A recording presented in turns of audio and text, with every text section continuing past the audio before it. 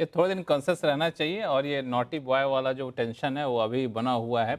अनिल जी, जी, दो चीज़ें इन्होंने कहा पंकज जी ने। जी, जी। एक तो जो मार्केट का भी ट्रेंड है कि बाय ऑन डिप और सेल ऑन रैली, वो बना रह सकता है अभी कुछ दिनों तक। जी। आपको क्या लगता है चार्ट देखकर, ऐसा ही कुछ है?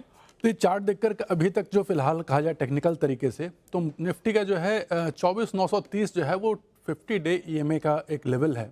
और आज मार्केट कहीं न कहीं वहीं पर एक दिख रहा है कि कहीं कुछ टिकने की उम्मीद है। लेकिन अगर देखिए वहाँ से अगर रिबाउंड होता है तब तो फिर ये ऊपर आएगा। अगर वो लेवल टूट जाता है जो कि 50 डे मूविंग एवरेज है, ईएमए की बात कर रहा हूँ मैं। अगर वो टूटता है तो फिर डेफिनेटली एक शार्प सेलिंग वहाँ से आएगी जो 24,500 तक के लेवल को लेकर के जाएगी। ये टेक्निकल बेसिस पे मैं बता रहा हूँ। अब रही बात उसके पीछे की कहानी की, तो जैसे कि रिजल्ट हैं, रिजल्ट हमें दिख रहे हैं कि ये रिजल्ट थोड़े से मूड माहौल को ख़राब कर रहे हैं। बैंकों के भी खराब हैं, आईटी ने पहले ही थोड़ा सा नेगेटिव दिया था, अभी बैंकों के भी अच्छे नहीं आ रहे हैं। तो इससे जो मेजर वेटेज है इंडेक्स में ना, वो तो देखिए बैंक और आईटी सेक्टर का है। उसके अलावा जो भी सेक्टर से अगर किसी से आते भी हैं तो जो वेटेज है उनका उनका कम है। तो इनके वेटेज को ध्यान में रखते हुए मुझे लग रहा है कि मार्केट में अभी तुरंत तो कहीं से एक अपर साइड मूव आने की संभावना कम दिख रही है।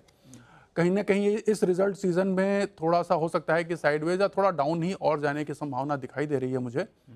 उसके बाद फिर मार्केट हो सकता है कंसोलिडेट करके वहाँ से कुछ कोशिश करे ऊपर आने की। सुदीप सर, दो चीज़ें हैं। एक तो मिहिर वोरा साहब ने शुरू में कहा था कि इस रिजल्ट सीजन में हो सकता है कुछ आपको अच्छी चीज़ें भी देखने को मिले, खास तौर से मिड कैप सेगमेंट में आपको देखने को मिले। और अभी अनिल जी कह रहे हैं कि अभी डाउन साइड ही आपको देखने को मिले। तो आप दोनों के बीच में किधर हैं? देखिए, मुद्दा ये है कि जैसे अनुज जी कह रहे थे पहले कि कुछ कॉर्पोरेट नतीजे अगर अच्छे आ जाए तो मार्केट का मूड चेंज हो सकता है। और मेरी उम्मीद है कि वीकेंड के बाद हम जब आएंगे तो शायद अच्छा मूड से आएंगे, क्योंकि रिलायंस के नतीजे आने वाले हैं, आईसीआईसीआई बैंक के नतीजे आने वाले हैं, एचडीएफसी बैंक के नतीजे आने वाले हैं। तो बहुत उम्मीद बना हुआ है ये तीनों काउंटर से। और ये देखिए, लगभग 30% निफ्टी का वेटेज ये तीनों स्टॉक में है। तो अगर यहाँ पे अच्छे नतीजे आए तो मार्केट का मूड चेंज हो सकता है। दूसरी बात, और ये भी बहुत बहुत ही इंपॉर्टेंट मुद्दा है ग्लोबल मार्केट्स के लिए और इंडियन मार्केट के लिए पर्टिकुलरली, 9 जुलाई के आसपास से थोड़ा पहले से ही हम लोग इंतजार कर रहे हैं इंडिया यूएस का कोई ट्रेड डील हो जाएगा। वो सुनने को तो बहुत कुछ आ रहा है, हर रोज कुछ ना कुछ सुनने को आ रहा है। पर अगर वो डील सही मायने में बहुत जल्द हो जाता है, और वो कभी भी हो सकता है, वो भी मार्केट का मूड पूरी तरह से चेंज कर सकता है। तो मैं तो पॉजिटिव रहूँगा। हालाँकि करंटली जो वो मार्केट का मूड है, वो तो एक बायस नेगेटिव है, क्योंकि हर अपॉर्च्युनिटी पे बिकवाली आ रही है। और कुछ भी नतीजे ठीक-ठाक नहीं आए, जबरदस्त बिकवाली आ रही है। अच्छा नतीजा आया, उसके बावजूद भी कहीं-कहीं प्रॉफिट बुकिंग देखने को मिल रहा है। तो राइट नाउ एक नेगेटिव बायस ज़रूर मार्केट में है, पर ये मूड कभी भी चेंज हो सकता है, और मूड चेंज होने वाले इवेंट का ज़िक्र मैंने आपको किया। हुँ। तो ये एक इवेंट है जो इवेंट मूड चेंज यहाँ पे कर सकता है। तो कई सारे रिज़ल्ट आने हैं, चूँकि रिज़ल्ट जब हम लोग शो कर चलेगा 1 बार 2 बार, तो कई बार वो सारे रिज़ल्ट आ चुके रहेंगे, तो हम लोग उस रिज़ल्ट पे बहुत ज़्यादा चर्चा नहीं करेंगे। लेकिन बाकी जो फंडामेंटल उस पे यहाँ पे आएँगे ज़रूर हम लोग।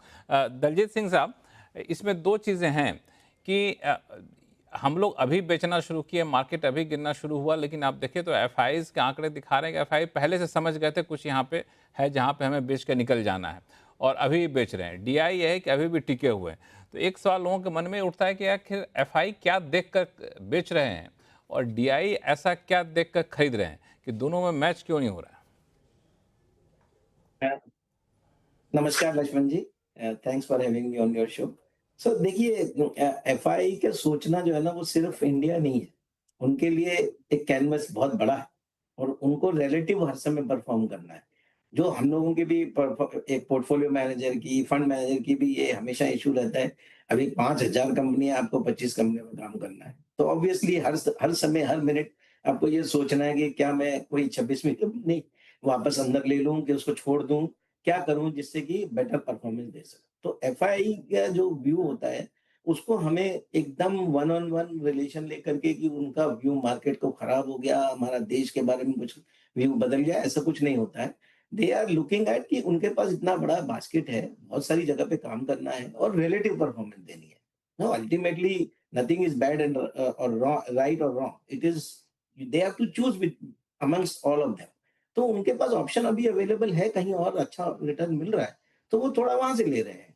ऐसा जो लॉन्ग ओनली फंड है या जिनको इमर्जिंग मार्केट्स में डालना है, तो आप उनसे कभी बात करिए, वो कभी ऐसा नहीं बोलेंगे कि हम तो इंडिया छोड़ के जा रहे हैं, तो या हमने इंडिया में से कुछ निकाल लिया है, बहुत कुछ कर लिया है। ये अभी रोज की जो हेज फंड है, दूसरे जो ट्रेडर टाइप के काम कर रहे हैं, उनके पास अपनी अलग-अलग रिक्वायरमेंट है, वो कर रहे हैं।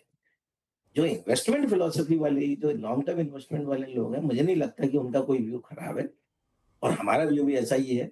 इनफैक्ट हमने बहुत क्लियरली अपने नोट में कुछ 15-20 दिन पहले ही लिखा कि हम मार्केट में काफ़ी बुलिश स्टैंस रख रहे हैं और अगले 3-4 महीने में काफ़ी बड़ा मूव भी देख सकते हैं। और ये जो हमें कोई ऐसा शक नहीं है कि ये रिज़ल्ट सीज़न अच्छा होगा, हम तो ऐसा मानते हैं कि ये रिज़ल्ट सीज़न में जो ब्रॉडर मार्केट है, वो बहुत बढ़िया परफ़ॉर्म करेगी, क्योंकि एक सबसे बड़ा बेनिफिट होगा कि आपके पास बेस इफेक्ट का बेनिफिट मिलेगा। क्वार्टर 1 लास्ट ईयर जो है वो वॉश आउट क्वार्टर था। इलेक्शन की वजह से बहुत सारी चीज़ें नहीं हुई थी, तो उसमें छोटी और मिड कैप कंपनियों को बहुत बड़ा प्रॉब्लम हुई थी। वो सब अभी काफ़ी कुछ बेनिफिट मिलेगा।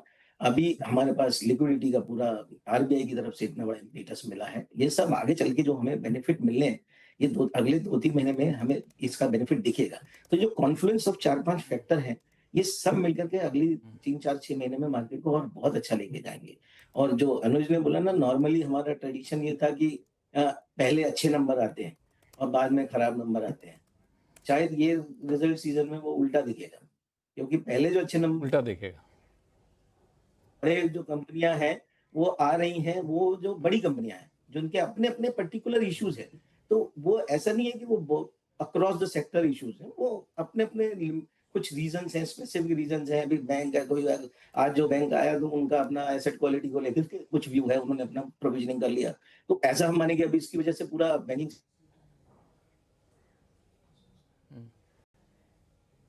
अब आपकी आवाज़ आपकी आवाज़ बीच-बीच में रुक जा रही है, कुछ नेटवर्क का इशू यहाँ पर होगा।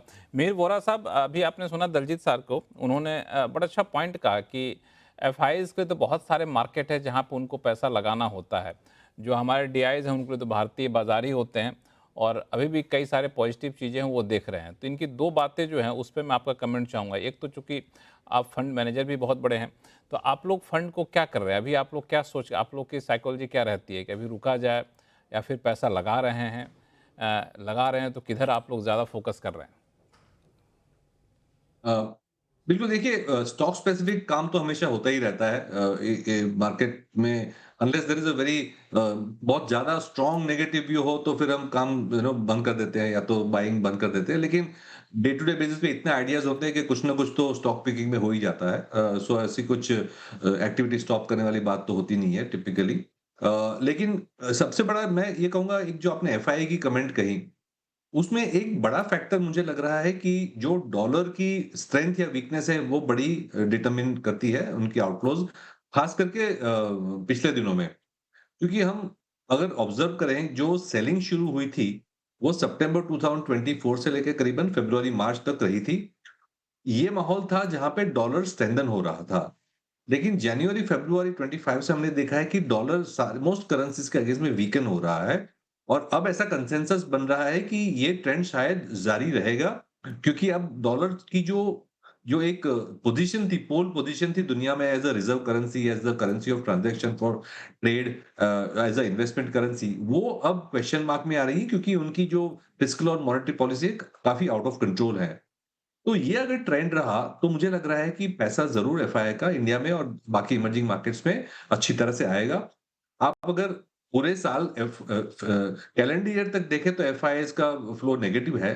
लेकिन अगर हम अप्रैल से देखें तो एक्चुअली नेट फ्लो पॉजिटिव होना शुरू हो गया है। तो जो सेलिंग थी वो काफ़ी कम हो चुकी है और मुझे लगता है बाइंग भी धीरे-धीरे करके शुरू हो रही है एफआईआईज़ की।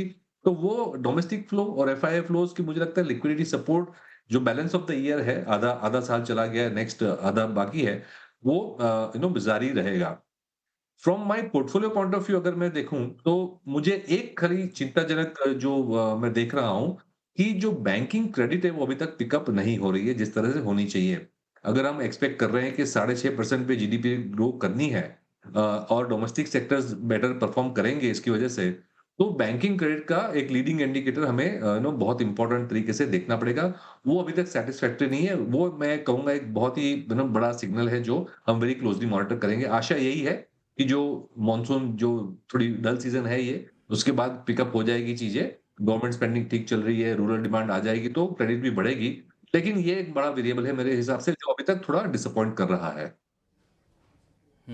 सुदीप जी, ये जो बैंक रेट पिकअप नहीं कर पा रहा है एक्सपेक्टेड पेस पे, तो ये तो चिंता की बात सिर्फ बैंकिंग सेक्टर के लिए नहीं है, ये तो बाकी कई सेक्टर को इम्पैक्ट करेगा या फिर बाकी सेक्टर के लिए भी एक इंडिकेशन है। जी, बिल्कुल सही। देखिए, 2 समस्या यहाँ पे हो रही है। एक तो क्रेडिट ग्रोथ, इसमें बहुत प्रॉब्लम दिख रहा है सारे बैंकों के। इसके 2 कारण हैं जो मैं समझता हूँ। पहली बात तो है रिटेल में, क्योंकि अनसिक्योर्ड लोन्स पे थोड़े दिक्कत आ रहे थे इकोनॉमी में, इसीलिए सबने थोड़ा स्लो डाउन रिटेल लोन में किया है। रिटेल लेंडिंग सबका स्लो डाउन हुआ है।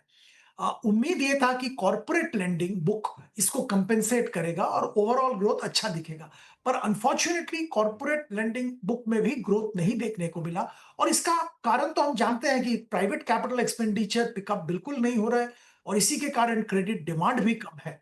तो अनफॉर्चुनेटली एक स्थिति अभी इकोनॉमी में दिख रहा है जहां पे लेंडिंग बुक का ग्रोथ नहीं हो रहा है, क्रेडिट डिमांड बढ़ नहीं रहा है।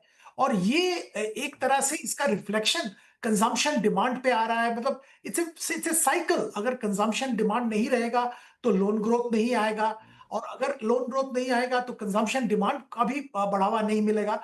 सरकार की तरफ से कैपिटल एक्सपेंडिचर किया जा रहा है, एक्सपेंडिचर किया जा रहा है, but that is not good enough, क्योंकि दोनों चीज साथ में चलनी चाहिए, एक government expenditure as well as private expenditure. तो प्राइवेट कैपिटल एक्सपेंडिचर में रुकावट अभी भी है, और ये बैंकिंग सिस्टम, सारे सिस्टम में इसका रिफ्लेक्शन देखने को मिल रहा है।